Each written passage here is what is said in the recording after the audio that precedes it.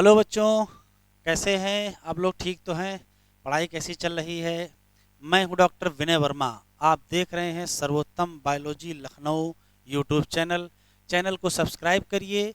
Video को last तक तो बिल्कुल देखिए। लास्ट तक देखेंगे तभी पता चलेगा कि क्या कंटेंट है और कैसा स्टडी मटेरियल है। लास्ट लेक्चर पर हम लोगों ने ये डिस्कस कर लिया था, डीएनए और आरएनए का बेसिक स्ट्रक्चर हम लोगों ने कंप्लीट कर लिया था। ठीक है, चार गाफ रूल भी हम लोगों ने कंप्लीट कर लिया था, सेंट्रल डॉगमा भी हो गया था। ये चैप्टर बहुत इंपॉर्टेंट है और इस चैप्टर से कम से कम 5 to 6 क्वेश्चन आते हैं। तो आज हम लोग थर्ड लेक्चर डिस्कस करेंगे और थर्ड लेक्चर में packaging of DNA helix discuss करेंगे। ठीक है, जैसा कि एनसीईआरटी में हेडिंग दी हुई है, एनसीईआरटी में हेडिंग है पैकेजिंग ऑफ डीएनए हेलिक्स। तो आज हम लोग यही हेडिंग डिस्कस करेंगे और पैकेजिंग से एग्जाम में क्वेश्चन आते हैं। नीट 23 में भी एक question packaging of DNA helix से आया है। तो पहले तो इसका इंट्रोडक्शन दिया है कि आखिर पैकेजिंग की क्यों आवश्यकता है, फिर कैसे पैकेजिंग करेंगे और क्या करेंगे वो भी हम लोग डिस्कस करेंगे। चलिए, तो पहले इंट्रोडक्शन में दिया है कि आखिर पैकेजिंग की आवश्यकता क्यों है। कोई ना कोई तो पर्पज होगा कि हमको पैकेजिंग करनी पड़े। तो देखो क्या है, अगर हम लोग लेंथ निकालें,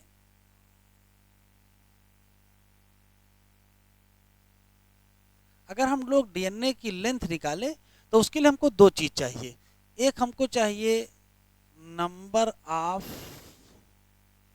बेस पेयर और हमको इसको मल्टीप्लाई करना होगा डिस्टेंस बिटवीन बेस पेयर। और बेस पेयर के बीच जो डिस्टेंस होती है वो कितनी होती है ये पहले से ही पता है।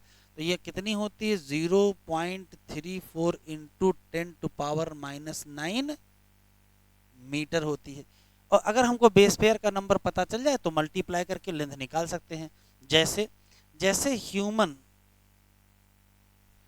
डिप्लॉयड सेल में ह्यूमन डिप्लॉयड सेल में जो नंबर ऑफ बेस पेयर होते हैं वो 6.6 गुणे 10⁻9 होते हैं। तो हम इसको इससे मल्टीप्लाई कर दें, तो अगर मल्टीप्लाई करेंगे तो जो आंसर आएगा वही लेंथ ऑफ डीएनए होगी और यह आएगा 2.2 मीटर। अब काम की बात यह है कि किसी पर्टिकुलर यूकैरियोटिक सेल में जो न्यूक्लियस होता है, न्यूक्लियस का जो डायामीटर है वो लगभग 10⁻⁻6 मीटर होता है। अब सवाल यह है कि डीएनए जिसको रखना है वो 2.2 मीटर है और जिसमें रखना है वो 10⁻⁻6 मीटर है। तो बताओ इतने बड़े डीएनए को इतने छोटे न्यूक्लियस में कैसे रखेंगे। इसका मतलब है कि इतने लंबे डीएनए की पैकेजिंग की आवश्यकता है। तो इसकी पैकेजिंग करनी ही पड़ेगी।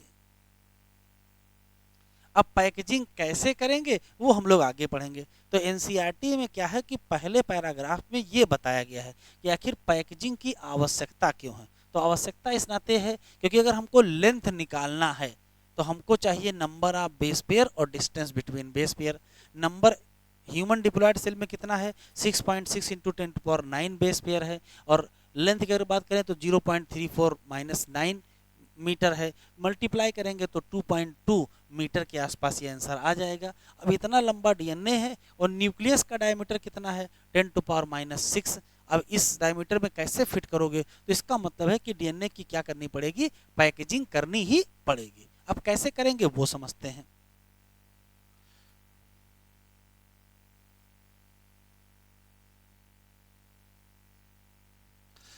तो सबसे पहले हम लोग प्रोकैरियोट में देखेंगे।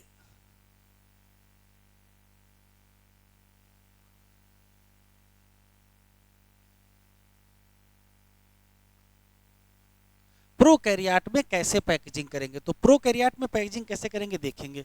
तो प्रोकैरियोट में जो सबसे पहली प्रॉब्लम है, पहली बात तो ये है कि डीएनए तो प्रेजेंट है, लेकिन न्यूक्लियस क्या है, एब्सेंट है। अब और समस्या हो गई, पहले तो कम से कम न्यूक्लियस था, उसके अंदर किसी तरीके से ठूस वूस के फिट कर देते, अभी तो न्यूक्लियस ही नहीं है। तो न्यूक्लियस एब्सेंट है और डीएनए पैकेजिंग करना है, तो फिर क्या करोगे? तो डीएनए डीएनए पैक्ड किया जाएगा, किस फॉर्म में? तो आंसर देंगे सुपर क्वाइल्ड फॉर्म। कौन सा फाइल होगा? सुपर क्वाइल्ड फॉर्म में होगा। और सुपर क्वाइल्ड फॉर्म में कैसे पाया जाएगा? तो आंसर देंगे एज ए न्यूक्लियोइड। किस फॉर्म में? न्यूक्लियोइड के फॉर्म में। दूसरा सवाल देखते हैं, अब कैसे पैक करेंगे? तो डीएनए स्वयं होता है क्या निगेटिव चार्ज, डीएनए स्वयं होता है नेगेटिव चार्ज, और इसको बाइंड करेंगे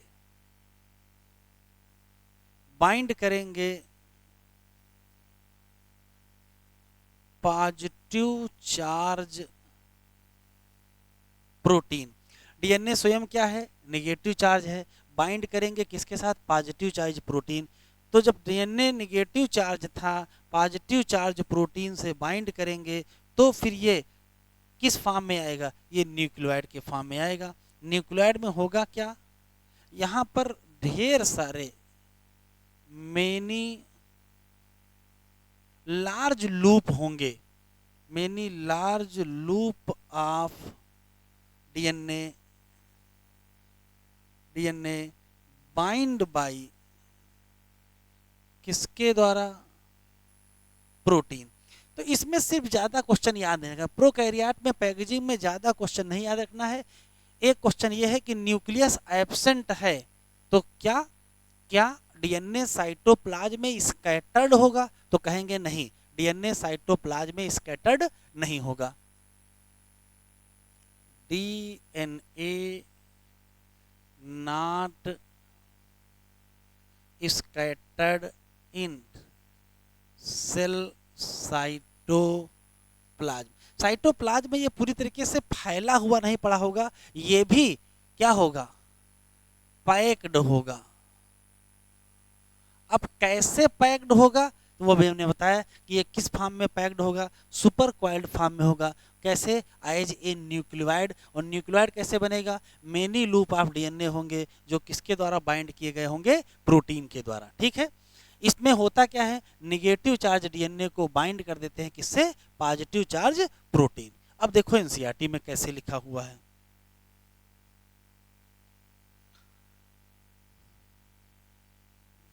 देखो एनसीईआरटी में कैसे लिखा है। लिखा है distance between two base pair कितनी? 0.34 नैनोमीटर कहो या 0.34 इंटू 10⁻⁹ मीटर कहो। अगर length of DNA helix in a typical million cell को कैलकुलेट करना हो तो कुछ ना करिए, मल्टीप्लाई कर दीजिए total number of base pair किससे? डिस्टेंस से। तो इसका मतलब 6.6 इंटू 10⁹ को मल्टीप्लाई करो इससे, तो फिर लगभग लगभग कितनी लेंथ निकलेगी? 2.2 मीटर निकलेगी। लेंथ बहुत बड़ी है, किसकी तुलना में? डायमेंशन ऑफ न्यूक्लियस या डायमीटर ऑफ न्यूक्लियस। और न्यूक्लियस का डायमेंशन कितना है? लगभग लगभग 10⁻⁻6 मीटर है। इतना लंबा डीएनए कैसे सेल में रखा जाएगा? एक क्वेश्चन यहाँ है। अगर लेंथ ऑफ ई कोलाई इतना है तो कह रहा कितने बेस पेयर होंगे? तो पहले से ही पता है 4.6 इंटू 10⁻⁶। ठीक है, ये तो पहले से ही पता है। प्रोकैरियोट में देखें, इन प्रोकैरियोट जैसे कि E coli, they do not, they का मतलब डीएनए की बात कर रहे हैं, they do not have defined nucleus. Nucleus defined नहीं है, लेकिन DNA not scattered throughout the cell. ऐसा भी नहीं है कि न्यूक्लियस नहीं है तो पूरे सेल में डीएनए ही डीएनए फैला मिलेगा। ठीक है, डीएनए कैसा होता है? नेगेटिव चार्ज, जिसको हेल्ड करेंगे किससे? सम प्रोटीन। और प्रोटीन में कैसा होगा? Positive charge. किस रीजन में? आंसर देंगे nucleoid. DNA in nucleoid in organise in large loop और हेल्ड बाय किसके द्वारा? तो आंसर देंगे प्रोटीन। बड़े बड़े लूप होंगे और किसके साथ उनको बांध के रखेंगे, तो आंसर क्या देंगे, प्रोटीन। ठीक है बच्चों, चलिए आगे बढ़ते हैं। ये दिया है पैकेजिंग इन यूकैरियोट, तो यूकैरियोट की पैकेजिंग को जरा समझ लेते हैं। अगर हम यूकैरियोट की पैकेजिंग की बात करें तो होता क्या है,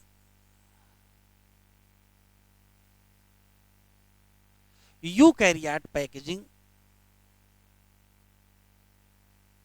में कुछ विशेष बातें होती हैं। जैसे पहली विशेष बात तो ये होती है, पहली विशेष बात तो ये होती है कि यूकैरियोट में जो डीएनए है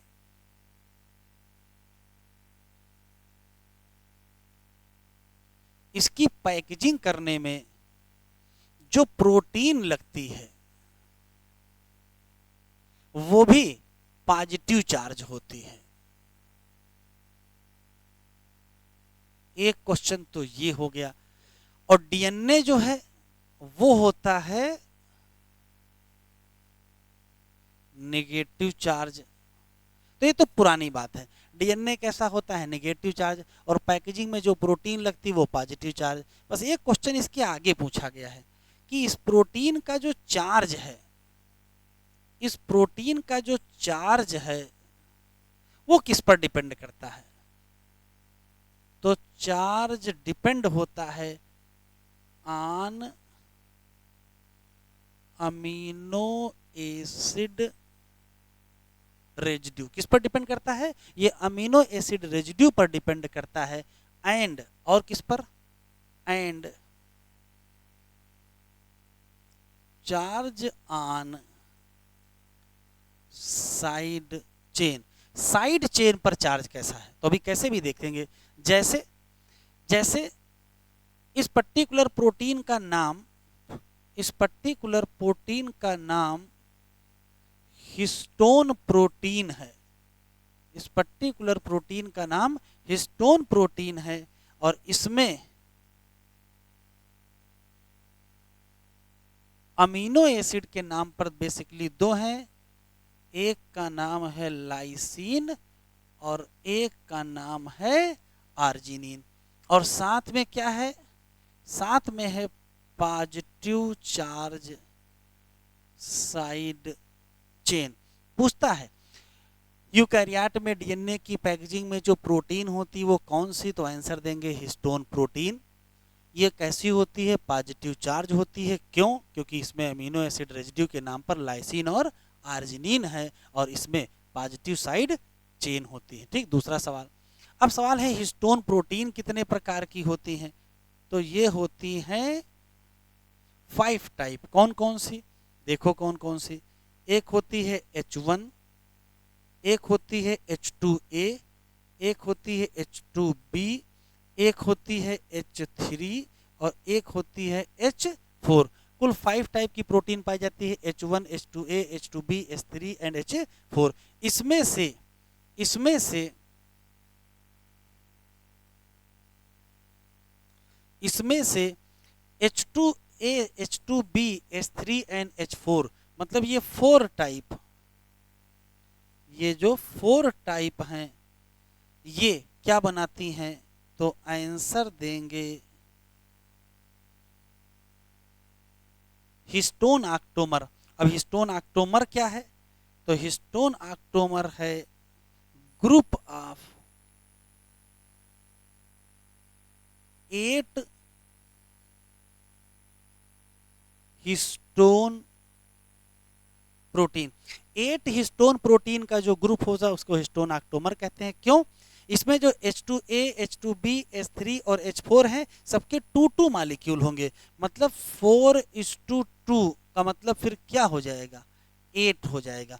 मतलब 2 मॉलिक्यूल H2A के, 2 मॉलिक्यूल H2B के, 2 मॉलिक्यूल H3 के, 2 मॉलिक्यूल H4 के, तो टोटल कितने हो जाएंगे, 8 मॉलिक्यूल हो जाएंगे। और इस 8 मॉलिक्यूल के ग्रुप को ही हम लोग कहते क्या हैं, हिस्टोन ऑक्टोमर। तो क्वेश्चन पूछेगा कौन हिस्टोन ऑक्टोमर नहीं बनाता है, तो आप कहोगे H1 नॉट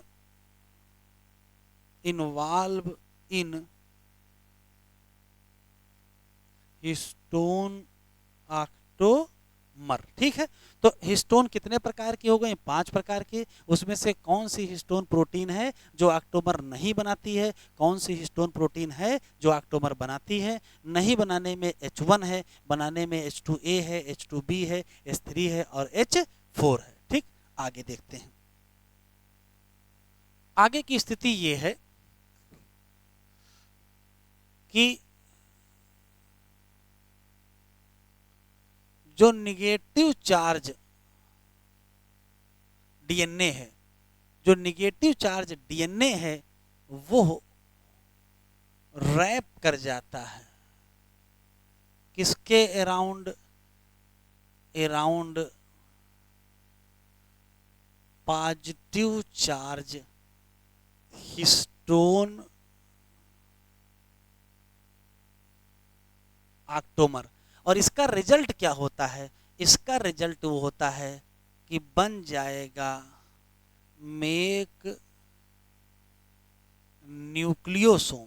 ध्यान से सुनिएगा, क्या बन जाता है? न्यूक्लियोसोम। तो न्यूक्लियोसोम तब बनता है जब निगेटिव चार्ज डीएनए लिपट जाता है किसके चारों तरफ? Positive charge histone octamer. देखते हैं डायग्राम से। अगर हम लोग डायग्राम से देखें तो मान लेते हैं कि ये मान लेते हैं कि हिस्टोन ऑक्टोमर है जो कि पॉजिटिव चार्ज है। तो देखो इसके ऊपर कैसे डीएनए लिपटता है।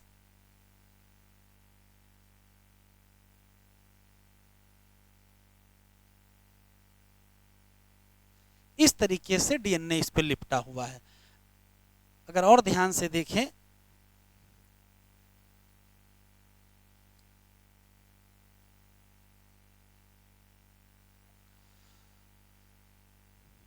ये जो पूरा स्ट्रक्चर है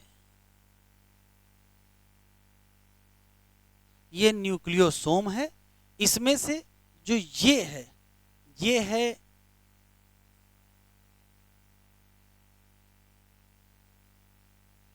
हिस्टोन ऑक्टोमर। इसमें से जो ये है डीएनए। और इसमें से जो ये है H1 प्रोटीन। तो अगर आपसे क्वेश्चन पूछा जाए कि किसी एक न्यूक्लियोसोम में क्या क्या होता है, तो जो हिस्टोन ऑक्टोमर है इसी का दूसरा नाम है कोर ऑफ न्यूक्लियोसोम। किसी न्यूक्लियोसोम की अगर हम बात करें तो इसमें कुल 3 चीजें पाई जाती हैं। क्या क्या पाया जाता है? एक तो इसमें डीएनए है, दूसरा इसमें क्या है? ऑक्टोमर है, और तीसरा इसमें क्या है? H1 है। ध्यान से सुनेंगे, न्यूक्लियोसोम में जो डीएनए है उस पर पाए जाते हैं 200 बेस पेयर। ऑक्टोमर में क्या है? ऑक्टोमर में है 8 प्रोटीन। और H1 प्रोटीन तो एक ही पाई जाती है। तो कुल किसी एक न्यूक्लियोसोम के फॉर्मेशन में क्या क्या पाया जाएगा? तो कहोगे एक पाया जाएगा हिस्टोन ऑक्टोमर जिसमें 8 प्रोटीन लगी हुई है। इसके बाहर डीएनए लिपटा हुआ है। कितने बेस पेयर? 200 base pair. और क्या है? एक H1 प्रोटीन भी इसमें पाई जाती है। ठीक, अब आगे देखते हैं, या अभी तक एनसीईआरटी में देख लेते हैं इसको। अगर डायग्राम देखें तो ये देखिए बना हुआ है। डायग्राम को ध्यान से देखें तो ये जो ग्रीन वाला पार्ट है ये है हिस्टोन ऑक्टोमर। और ये देखो इसके ऊपर डीएनए लिपटा हुआ है। तो जो डीएनए लिपटा हुआ तो वो ये दिख रहा है। और ये एक क्या है? ये एक H1 हिस्टोन है। तो किसी एक, और इस टोटल को कहते क्या है? या जो हिस्टोन ऑक्टोमर है इसी को कहते हैं कोर ऑफ हिस्टोन मॉलिक्यूल। ठीक है, किसी पर्टिकुलर न्यूक्लियोसोम में क्या क्या क्या है? तो सिर्फ 3 चीजें हैं। एक है कोर ऑफ न्यूक्लियोसोम जो कि बना है हिस्टोन ऑक्टोमर का, एक है डीएनए जिसके पास 200 बेस पेयर हैं, और एक पाई जाती है H1 प्रोटीन। देखो एनसीईआरटी में कैसे लिखा हुआ है।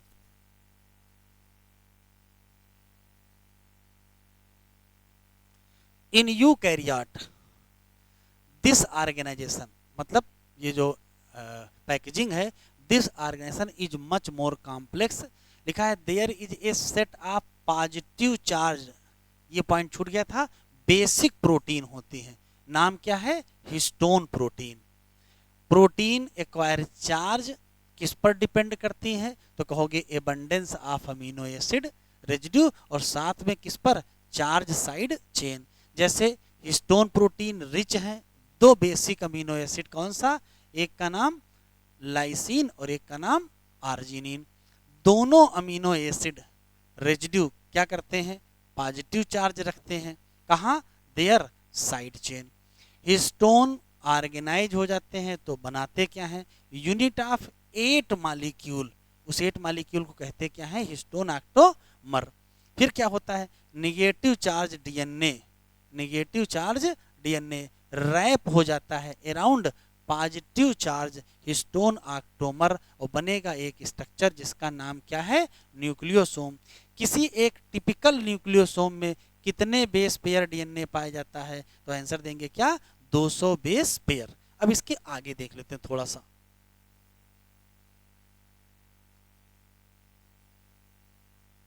आगे ये है, इधर देखिए होता क्या है कि डीएनए और बेसिक प्रोटीन ये दोनों मिल करके क्या बना लिए? क्या बना लिए? न्यूक्लियोसोम। लेकिन बहुत सारे न्यूक्लियोसोम भी तो आपस में जुड़ेंगे, तो देखो कैसे होगा। मान लेते एक न्यूक्लियोसोम ये है, दूसरा न्यूक्लियोसोम ये है, तीसरा न्यूक्लियोसोम ये है, चौथा न्यूक्लियोसोम ये है, पांचवा न्यूक्लियोसोम, ऐसे ऐसे बहुत सारे न्यूक्लियोसोम भी तो आपस में जुड़ेंगे। तो देखो एक स्ट्रिंग जैसा दिखाई पड़ रहा है, ये जो स्ट्रिंग जैसा स्ट्रक्चर दिखाई पड़ रहा है यहां से यहां तक, ये वास्तव में है क्रोमैटिन। और ये जो दिखाई पड़ रहे हैं इनको कहते हैं beads on string. Beads on string में ये वास्तव में एक बीड एक न्यूक्लियोसोम को रिप्रेजेंट करती है। तो क्वेश्चन अगर पूछा जाए कि न्यूक्लियोसोम क्या है, तो हम कहेंगे रिपीटिंग यूनिट है ऑफ क्रोमैटिन। ये क्रोमैटिन की रिपीटिंग यूनिट है। न्यूक्लियोसोम का अगर नंबर निकालना चाहते हो तो इसका नंबर निकालने का तरीका है नंबर ऑफ बेस पेयर को डिवाइड कर दीजिए किससे? 200 से। क्योंकि एक न्यूक्लियोसोम में कितने बेस पेयर हैं? 200 हैं। तो जितने भी बेस पेयर हों उनको 200 से डिवाइड कर दीजिए, नंबर ऑफ न्यूक्लियोसोम निकल आएगा या नंबर ऑफ बीड निकल आएगा। जैसे जैसे ह्यूमन डिप्लॉयड सेल में अगर हमको निकालना हो नंबर ऑफ बीड्स तो क्या करेंगे? कुछ नहीं, सिर्फ इतना करेंगे, ऊपर लिखेंगे टोटल बेस पेयर 6.6 गुणे 10⁻9 और नीचे लिख देंगे 200। तो आंसर कितना आ जाएगा? आंसर आ जाएगा 3.3 इंटू 10⁻7। इतनी बीड आएंगे किसमें? ह्यूमन में। तो अगर किसी पर्टिकुलर सेल के डीएनए के बेस पेयर हमको नंबर पता है तो नंबर ऑफ हम बीड्स निकाल सकते हैं या नंबर ऑफ न्यूक्लियोसोम भी निकाल सकते हैं। न्यूक्लियोसोम है क्या? तो वैसे तो इसको कहोगे ये रिपीटिंग यूनिट है किसका? क्रोमैटिन का। ठीक है, फिर क्या होगा? उसके बाद बनेगा क्रोमैटिन थ्रेड या क्रोमैटिन फाइबर, और क्रोमैटिन फाइबर के बाद फिर क्या बनेगा? क्रोमोसोम। तो देखिए कंडेंसेशन तो आपके दिमाग में बिल्कुल फिट होना चाहिए। क्या फिट होना चाहिए? हमारे पास डीएनए और बेसिक प्रोटीन था, फिर हमने दोनों को जोड़ के क्या बना लिया? न्यूक्लियोसोम। फिर हमने क्या बना लिया? Chromatin fibre. फिर हमने क्या बना लिया? क्रोमोसोम बना लिया। बस ये याद रखना है कि डीएनए से न्यूक्लियोसोम बनाने में भी क्या लगती हैं? Basic protein. यहाँ जो बेसिक प्रोटीन लगती हैं वो कौन सी हैं? तो कहोगे हिस्टोन प्रोटीन लगती हैं। यहाँ कौन सी प्रोटीन लगती है? हिस्टोन। लेकिन क्रोमैटिन फाइबर से क्रोमोसोम बनने में भी प्रोटीन लगती हैं। में भी प्रोटीन लगती हैं, तो पूछेगा कौन सी प्रोटीन, तो हम कहेंगे non histone, non histone chromosomal protein. Short form में इनको कहते हैं NHC, non histone chromosomal protein NHC, use in packaging of chromatin fibre to chromosome. तो अगर क्रोमोसोम बनना है तो हमको एक बार और पैकेजिंग करनी होगी क्रोमेटिन, क्योंकि क्रोमेटिन से क्रोमोसोम बनता है, क्रोमेटिन से क्रोमोसोम बनता है किसके द्वारा, तो क्रोमेटिन से क्रोमोसोम बनता है कंडेंसेशन के द्वारा। तो जब क्रोमेटिन से क्रोमोसोम बनाएंगे, कंडेंसेशन करेंगे, तो हमको और प्रोटीन चाहिए। ये जो प्रोटीन चाहिए ये कौन सी प्रोटीन है, तो आंसर क्या देंगे, non histone chromosomal protein, short form में इनको NHC कहते हैं। ठीक है, वापस चलते हैं।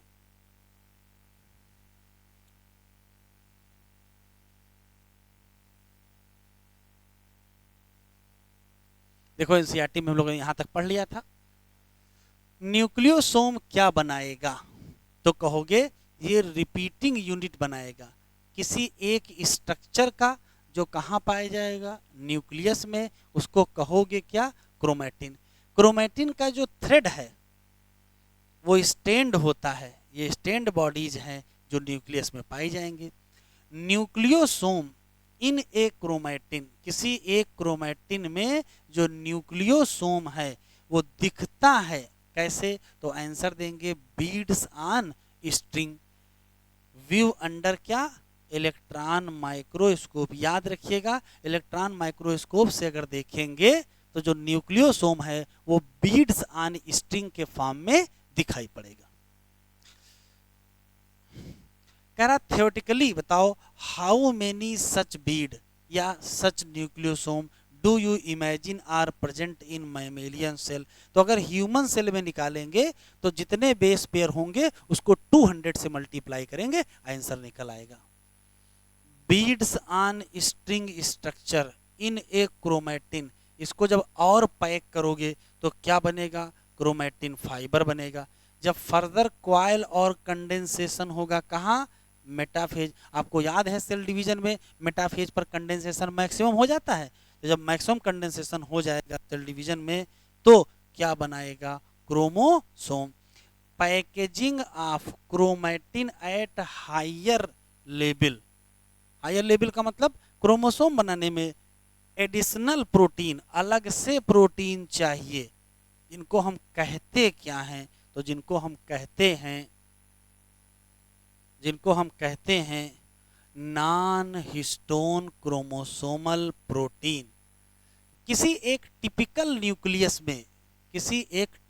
न्यूक्लियस में क्रोमेटिन दो प्रकार की होती है, एक का नाम है यूक्रोमेटिन, एक का नाम है हेट्रोक्रोमेटिन। जरा इसको भी समझ लेते हैं बेटा। देखो क्या है, मान लेते हैं कि ये पर्टिकुलर कोई सेल है, इस पर्टिकुलर सेल के अंदर क्या है, ये न्यूक्लियस है, और इस न्यूक्लियस के अंदर है क्रोमेटिन। ये बात तो आपको पता ही होगा, सेल के अंदर या तो क्रोमेटिन देखने को मिलेंगे या तो क्रोमोसोम। अगर सेल इंटरफेज में है और डिवाइड नहीं कर रही है तो न्यूक्लियस होगा, तो उसके अंदर क्रोमेटिन होगा। और अगर सेल डिवाइड कर रही है तो न्यूक्लियस डिसअपीयर हो जाएगा, तो क्रोमेटिन क्रोमोसोम में भी तो बदल जाएगा। ठीक, तो मान लेते हैं कि सेल डिवाइड नहीं कर रही है, भी क्रोमेटिन है। तो जो क्रोमेटिन होती है वो दो कैटेगरी की होती है, एक का नाम होता है यूक्रोमेटिन और एक का नाम होता है हेट्रोक्रोमेटिन। अंतर समझ लीजिए क्या है, इसमें से जो यूक्रोमेटिन होती है ये ये लाइट क्रोमेटिन होती है, जबकि जो हेट्रोक्रोमेटिन है ये डार्क क्रोमैटिन होती है। तो लाइट क्रोमैटिन और डार्क क्रोमैटिन का क्या कॉन्सेप्ट है वो देखो। तो वास्तव में ये लाइट स्टेन होती है। क्रोमैटिन हमको कब देखने को मिलेगा, तो जब इनको स्टेन किया जाएगा, तो जब रंग चढ़ाएंगे तो इसके ऊपर हल्का रंग चढ़ेगा और इसके ऊपर भारी रंग चढ़ेगा, तो लाइट स्टेन होगी। जबकि ये क्या है, ये होगी डार्क स्टेन। क्यों, ध्यान से सुनिएगा। तो अगर हम बहुत ज़्यादा डेंसली पैक कर देंगे, बहुत ज़्यादा डेंस पैक कर देंगे तो बहुत डार्क कलर चढ़ेगा, और अगर लूजली थोड़ा पैक करेंगे तो फिर लाइट कलर चढ़ेगा। तो उसके पीछे लॉजिक है। अगर क्वेश्चन पूछेगा ये लाइट स्टेन क्यों होती है, तो आंसर देंगे because loosely pack, loosely packed. तो फिर क्वेश्चन पूछेगा ये डार्क स्टेन क्यों होती है, तो कहेंगे बिकॉज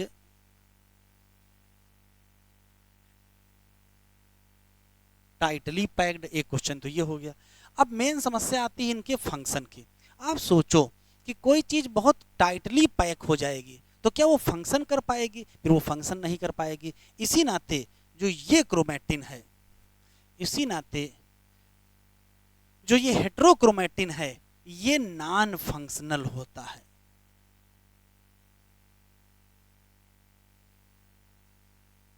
अब नॉन फंक्शनल का क्या मतलब है, नॉन फंक्शनल का मतलब है कि इस क्रोमैटिन में जो डीएनए है उससे आरएनए नहीं बन पाएगा।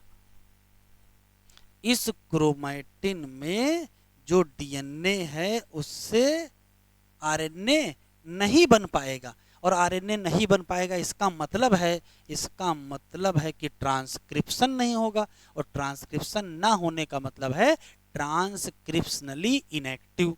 तो ये कैसी होती है, तो ये होती है ट्रांसक्रिप्शनली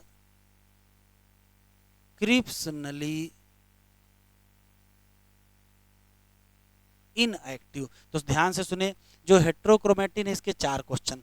ये डार्क क्रोमैटिन होता है क्योंकि इसमें डार्क स्टेनिंग होती है, क्योंकि ये टाइटली पैक होता है। ये नॉन फंक्शनल होती है क्योंकि डीएनए से आरएनए नहीं बनता है, क्योंकि ये ट्रांसक्रिप्शनली क्या होती है, इनएक्टिव। लेकिन जो यू क्रोमैटिन है, जो यू क्रोमैटिन है ये होती है फंक्शनल।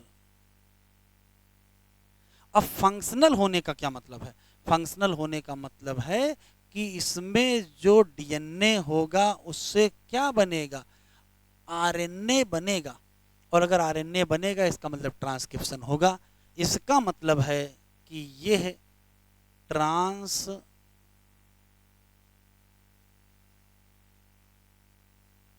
ट्रांसक्रिप्शनली क्या होती है, एक्टिव। तो 2 प्रकार की बिल्कुल सीधी सीधी बात है। क्या, क्रोमैटिन 2 प्रकार की हो गई, यू क्रोमैटिन और हेट्रोक्रोमैटिन। इसको कहते हैं लाइट क्रोमैटिन, इसको कहते हैं डार्क क्रोमैटिन। ये लाइट क्यों, क्योंकि लाइट स्टेन। ये डार्क क्यों, क्योंकि डार्क स्टेन। ये लाइट स्टेन क्यों, क्योंकि लूजली पैक। ये डार्क स्टेन क्यों, क्योंकि टाइटली पैक। ये फंक्शनल होती है क्योंकि ये ट्रांसक्रिप्शनली एक्टिव होती है, डीएनए से आरएनए बनेगा। और ये नॉन फंक्शनल होती है मतलब ट्रांसक्रिप्शनली इनएक्टिव होती है, इसी नाते डीएनए से आरएनए नहीं बनेगा। अब एनसीईआरटी में देख लेते हैं इसको। देखो लिखा हुआ है, किसी एक टिपिकल न्यूक्लियस में कुछ रीजन ऑफ क्रोमैटिन क्या होता है, लूजली पैक्ड होता है, और इसी नाते स्टेन कैसा होता है, लाइट। और कहते क्या हो, you chromatin. The chromatin that more densely pack या टाइटली पैक कैसी स्टेन कर जाएंगी, डार्क स्टेन हो जाएंगे। कहोगे क्या, हेट्रोक्रोमैटिन। जो यू क्रोमैटिन है वो क्या है, तो आंसर देंगे ट्रांसक्रिप्शनली एक्टिव। जबकि जो हेट्रोक्रोमैटिन है वो ट्रांसक्रिप्शनली क्या है, इन एक्टिव। ठीक है बच्चों, तो ये हम लोगों ने पोर्शन कंप्लीट कर लिया है। अब अगली हेडिंग इसमें दी है सर्च फॉर जेनेटिक मटेरियल। तो अभी 5 मिनट का ब्रेक है, उसके बाद ये search for genetic material heading complete करते हैं।